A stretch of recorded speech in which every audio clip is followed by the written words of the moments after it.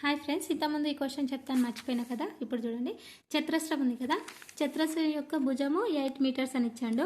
8 metres అని ఇచ్చి ఈ చతురస్రం ఒక భుజం ఈక్వల్ టు 8 అయితే దీన్ని 16 భాగాలుగా విభజించి 16 భాగాలుగా విభజించాలట. 16 భాగాలుగా చేసి అందులో ఒక చిన్న బ్లాక్ యొక్క వైశాల్యం ఎంత అని అడిగిర్రు. ఈ చిన్న బ్లాక్ ఎంత అవుతుంది? 2 అవుతుంది. 2 2 2 2 4 2 4 6 8 కదా, 2 అవుతుంది. దీని వైశాల్యం ఎంత అవుతుంది? భుజం 2 అయితే చతురస్ర వైశాల్యం ఎంత? a స్క్వేర్ అంటే 2 స్క్వేర్ ఈక్వల్ టు 4. ఆప్షన్లో 2 4 6 8 ఆ విధంగా ఇచ్చారు. Answer is 4. ఇంతకుముందు చెప్పడం మర్చిపోయినా, అందుకే మళ్ళీ చెప్తున్నా. మళ్ళీ చెప్పాల క్వశ్చన్. చతురస్రము భుజము 8 ఇచ్చిండు. దీన్ని 16 సమాన భాగాలుగా చేసి అందులో చిన్న బ్లాక్ వైశాల్యం ఎంత అని అడిగిండు. అంటే 2 అవుతుంది కదా, a స్క్వేర్ 2 స్క్వేర్ ఈక్వల్ 4. ఇది నేను ఈ విధంగా అనుకుంటున్నా. ఇదే ఇచ్చి ఇంతే ఆన్సర్ 4.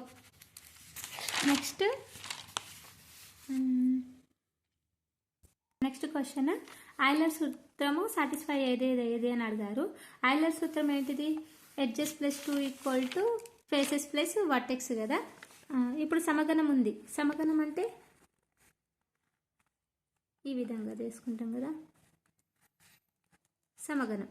సమగణంలో ఫేసెస్ ఎన్ని ఉంటాయి? ఫస్ట్ ఎడ్జెస్ చూద్దాం. ఈ ఫార్ములా వేసుకుందాం. e plus 2 equal to F plus V equal to ఈ ప్లస్ వి. అంటే ఎఫ్ అంటే ఫేసెస్ ప్లస్ వర్టెక్స్ ప్లస్ ఈ అంటే ఫేసెస్ వర్టెక్స్ ఎడ్జెస్ ప్లస్ 2. ఇందులో ఎడ్జెస్ ఎన్ని ఉంటాయి నాని? ఎడ్జెస్ ఎన్ని ఉంటాయి? ఫేసెస్ ఎన్ని ఉంటాయి? వర్టెక్స్ ఎన్ని ఉంటాయో తెలుసుకోవాలి. ఫేసెస్ ఎన్ని ఉంటాయి? 1 2 3 4 5 6 ఫేసెస్ ఉంటాయి. వర్టెక్స్ 8 ఉంటాయి. 6 ప్లస్ 14 కదా. ఎడ్జెస్ ఎన్ని ఉంటాయి? ఇప్పుడు కౌంట్ చేద్దాము. ఎడ్జెస్ ఎన్ని ఉంటాయి చూడు. 1 2 3 4 5 6 7 8 9 10 11 12 ఎడ్జెస్ ఉంటాయి.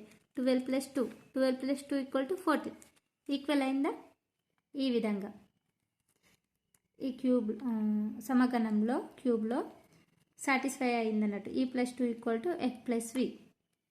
అందుకే ఆయిలర్ సూత్రం సాటిస్ఫై అయ్యేదని అడిగారు. 150% వాల్యూ 90 అయితే 60% ఎంత అంటే కాల్కులేషన్ చేసుకుంటే 36. నెక్స్ట్ 3 5 3 0.5 p 4.5 ప్లస్ 6.5 సగటు p 6 అయితే p వాల్యూ ఎంత అంటే అంశంలో మొత్తం బై మొత్తం వేసుకోవాలి కదా. 5 plus 3 plus 0.5 plus 4 plus 5 plus p plus 6.5 by 6 equal to 6 వేసుకున్నాను. వేసుకున్నాక వీటిని అన్నింటిని అడిషనల్ చేస్తే 19.5 వచ్చింది. Plus p equal 36. p equal 36 minus 19.5. p equal to 16.5 answer. Next 6/9 6/11 5/9 5/10లో ఏది పెద్దదని అడిగారు. ఇది నాకు దీన్ని ఈజీగా ఎలా చేయాలో తెలుసు. మీద న్యూమరేటర్లు అన్నిటికీ 0 అప్లై చేసుకోవాలి.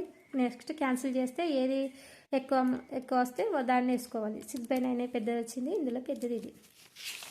నెక్స్ట్ దీర్ఘగణకు సంబంధించి ఒక క్వశ్చన్ వచ్చింది. లంబ సమద్విఖండన చేసుకునేది రాంబస్. పరస్పర ప్రధాన సంఖ్యల నుండి ఒక బిట్టు, అర్ధవృత్తం సంబంధించి ఒక బిట్టు, వరుస 3 సరి సంఖ్యలు మరియు 3 ప్రధాన సంఖ్యల భేదం వచ్చింది. వరుస 3 సరి సంఖ్యలు అంటే 2 4 6 ఈక్వల్ టు 12 అంటే మొత్తం అడిగింది కాబట్టి 3 ప్రధాన సంఖ్యల మొత్తం 2 3 5 10. వీటి మధ్య భేదం 12 మైనస్ 10 2. ఆ విధంగా 10 కోట్లు ఈక్వల్ టు 100 మిలియన్లు. 1 కోటి ఈక్వల్ టు 10 మిలియన్లు అయితే 10 కోట్లు ఈక్వల్ టు 100 మిలియన్లు. అతిపెద్ద 5 అంకెల సంఖ్యలు, అతి చిన్న 4 అంకెల సంఖ్యలు మొత్తం ఈ విధంగా చేసుకోవాలి. అతిపెద్ద 5 అంకెల సంఖ్య, అతి చిన్న 4 అంకెల సంఖ్య. గణిత క్లబ్ గురించి ఒకటి ఇచ్చారు. ఇంకొకటి గణితానికి 2 అప్లికేషన్ బిట్లు ఇచ్చారు. గణిత ప్రయోగశాల గురించి, గణిత క్లబ్ గురించి. ఇంకోటి ఈ విధంగా 675 whole square minus 325 whole square equal ఎంత? దీన్ని a square minus b square లా చేస్తే a plus b a minus b ఈ విధంగా చేయాలి. ఆన్సర్ ఇదే ఇచ్చింది. 35 10⁴ 10⁵ 10⁶ 25 10⁴ ఈ విధంగా ఇచ్చారు. ఇదైతే ఇంకా ఇట్లా ఇచ్చారు.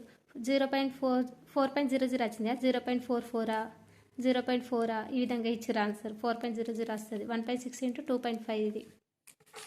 అది ఇంటూ చేసిపోయి కాబట్టి ఎక్స్ప్లెయిన్ చేస్తలేను. ఓకే ఫ్రెండ్స్, మీకు నచ్చినట్టయితే లైక్ చేయండి, మీ ఫ్రెండ్స్కి కూడా ఫార్వర్డ్ చేయండి.